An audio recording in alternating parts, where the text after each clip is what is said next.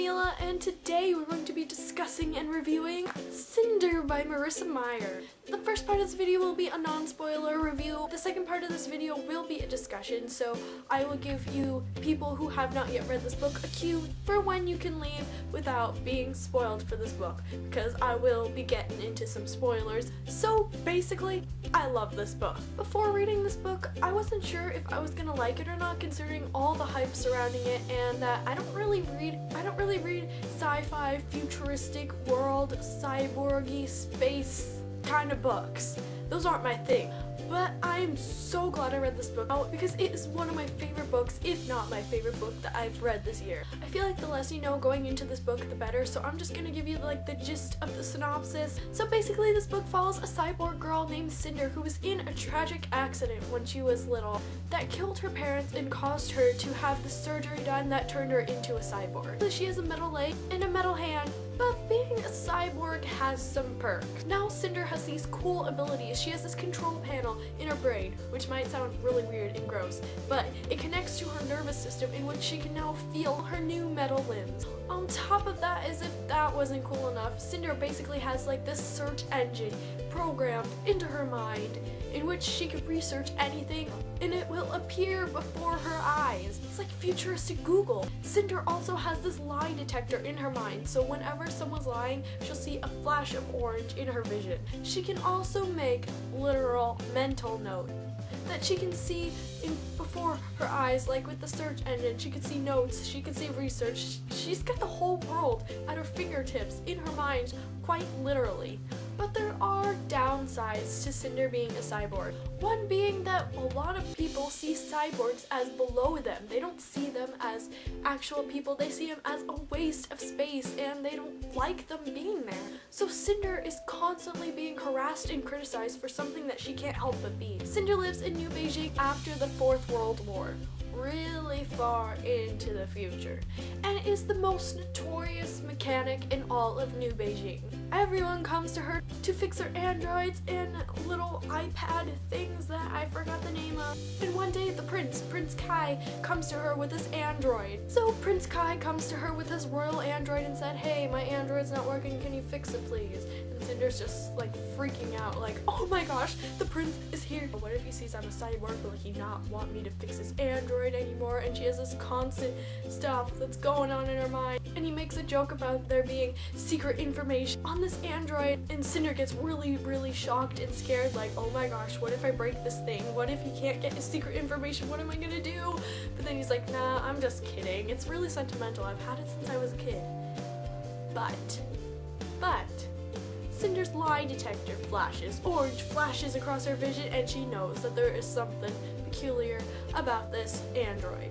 And also in New Beijing, in this whole world, basically all across Earth, there is this plague that is spreading throughout that will kill you in a matter of days. And people are constantly trying to find a cure to it. I don't want to say too much more about the plot because I'm afraid it'll spoil it for you, but I really enjoyed Marissa Meyer's writing. She has built such a complex world. In other books with a world this complex being introduced into the story, the writing can come off as kind of dense, but not in this book. Marissa Meyer does such an amazing job that I cannot help but admire. Like the world just flows into place. Like it fits beautifully into the plot, making no slow moments in this book. Marissa Meyer also creates really strong characters that you cannot help but fall in love with. I love this book. I give it 5 out of 5 stars on Goodreads. Yes, read this book. So those are all my non-spoiler thoughts. I'm about to get into the discussion part of this video, so if you have not yet read this book, go read it and come back so we can discuss it together, because you will not want to be spoiled for this book. So bye if you have not yet read this book. Okay. Can I just cry now? The ending of this book, it just broke my little fangirl heart. I mean, I shipped Cinder and Prince Kai so hard, and then only to have Lavana come into play and put Cinder in this freaking lunar prison and have Kai doubting her every motive. Why? They better be meeting up again soon, because I just need everything to be alright with them. So let's talk about Cinder's character. I loved how she was a mechanic. Normally in literature, you don't really see girls doing those kinds of things. You don't see them doing like electronic things. You don't see them being mechanic. Even when Prince Kai comes and brings his android to her, he's like, oh, I'm sorry. I was expecting this really old man, not some scrawny teenage cyborg girl. And I thought it was just so cool to see Cinder doing all this electronic, mechanical work, because you don't really get to see a lot of females taking that role in stories. Cinder is just so smart, and she is such a strong character. High five, Marissa Meyer. And the crap that she had to deal with on a daily basis, like the constant harassment for being a cyborg, I just wanted to step inside the book and slap everyone who's treating Cinder like a piece of crap, especially her stepmother and her stepsister Pearl. I was glad that we had a nice stepsister, Peony, but when she died, oh my gosh, that was so freaking sad. Cinder was so motivated for her stepsister, she was willing to do these dangerous tests that she might die from just to find a cure for her sister. And she got herself into so much just for the sake of her sister, who just died in the end. Still not over that. But oh my gosh, her stepmother and Pearl were so frustrating. I mean, they were like the most frustrating characters that I've read in a long time. And when her stepmother set Cinder away after Peony died, sent her away to the labs where she hoped Cinder would die so she could finally be free of her teenage cyborg stepdaughter once and for all. When she disembodied Ego,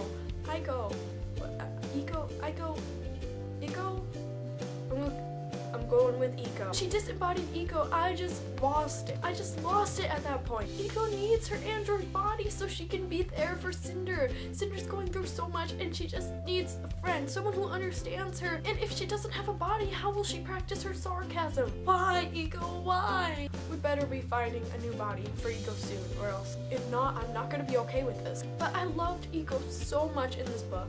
She was so hilarious in this book, and the exact opposite of what you'd expect for an android or a robot. She was just full of life and full of sass. One of my favorite parts with her was when she and Cinder were discussing how Prince Kai's android might have failed.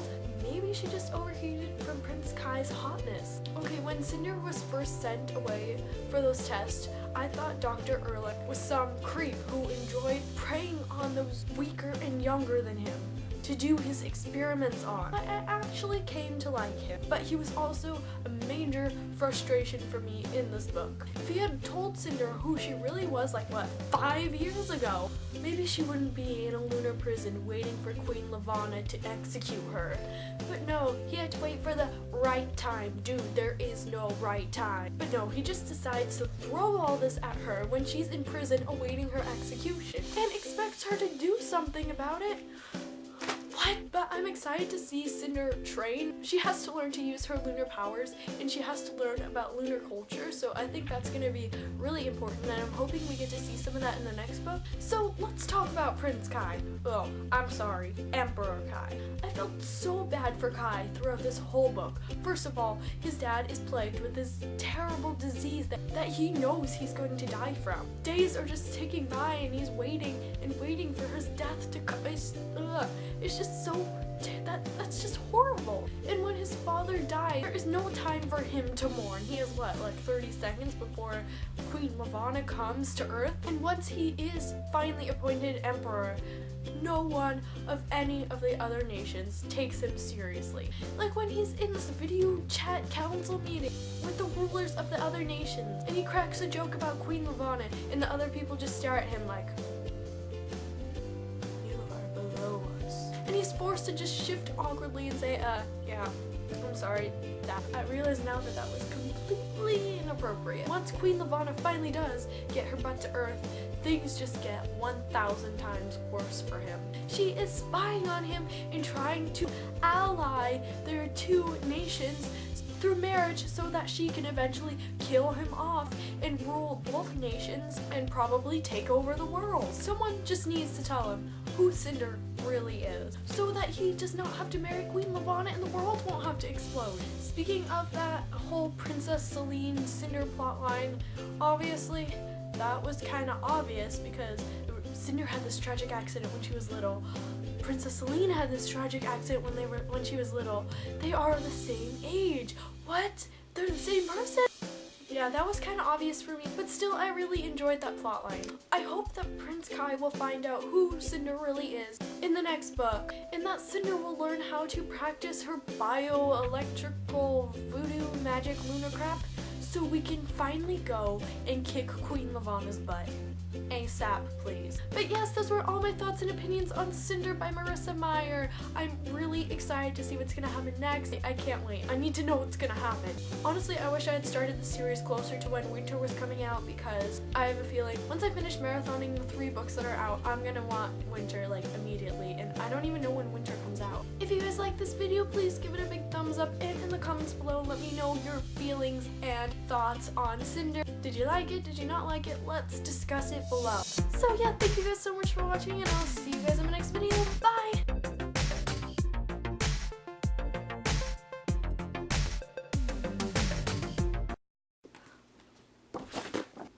Hello, my name is Milla and welcome back. It's not Top 5 Wednesday, I just filmed a video.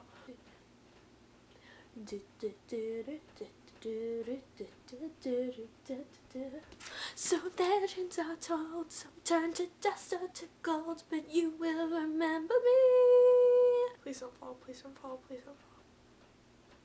Are you falling? So, I told you not to fall. So basically this book follows our